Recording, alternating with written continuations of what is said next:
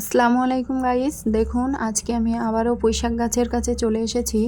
তো আমার গাছটিতে কি সুন্দর পুঁইশাকের মিচুলি বেরোতে শুরু করেছে। দেখুন প্রতি পাতার গাঁটে গাঁটে সুন্দরভাবে মিচুলিটা বেরোতে শুরু করেছে। তো এই গাছটি আমি যখন লাগিয়েছিলাম তখন থেকেই গ্রোথ নিয়ে এত ঝোপালো হয়ে গিয়েছিল। তো বর্ষার সময় আমি গাছটি থেকে প্রচুর পরিমাণে ডাল কেটে কেটে খেয়েছি। আর এখন যেহেতু মিচুলি হবে সেই কারণে আর ডাল কাটছি না বিগত 1-1.5 মাস। তো এখন দেখুন গাছে কি সুন্দরভাবে মিচুলি চলে এসছে। তো এরকম সুন্দর গ্রোথ নিলে গাছের, সেক্ষেত্রে আমরা প্রচুর মিচুলি পেয়ে যাব। সেই কারণে আর আমি গাছটি থেকে কোনো ডাল কাটিং করিনি।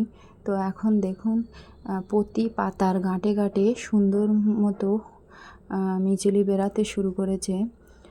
তো এরকম একটি পুঁইশাক গাছ যদি আমরা টবে লাগিয়ে রাখি সেক্ষেত্রে প্রচুর পরিমাণে মিচুলি টবের গাছ থেকেই পেয়ে যেতে